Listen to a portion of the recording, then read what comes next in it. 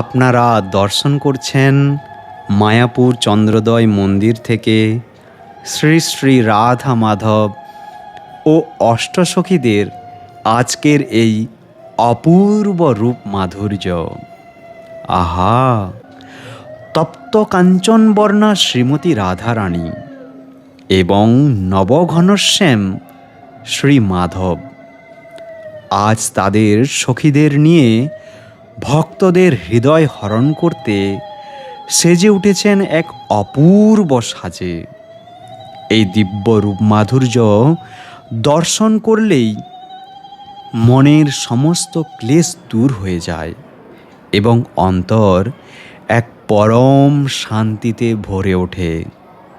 আসুন আমরা সকলে মিলে এই দিব্য রূপ দর্শন করি এবং কায়মন বাক্যে প্রার্থনা করি যেন আমাদের প্রতিটি দিন ভগবানের শ্রীচরণে শুদ্ধ ভক্তি ও বৈষ্ণব সেবায় অতিবাহিত হয়।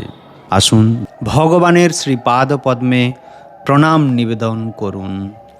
হে কৃষ্ণ করুণা সিন্ধু দীনবন্ধু জগৎপতে গোপেশ গোপিকাকান্ত রাধাকান্ত নমস্তুতে। তপ্ত কাঞ্চন গৌরাঙ্গী রাধে বৃন্দাবনেশ্বরী বৃষভানুসুতে দেবী প্রণমামি হরিপ্রিয়ে। হরে কৃষ্ণ। জয় রাধা মাধব জয় কুঞ্জ বিহারী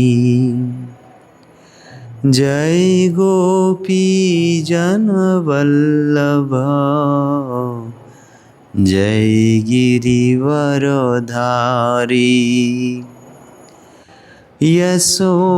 যশোদানন্দন ব্রজ জনরঞ্জন যমুনতীরবনচারী জয় কুঞ্জ বিহারী। জয় নৃসিংহদেব।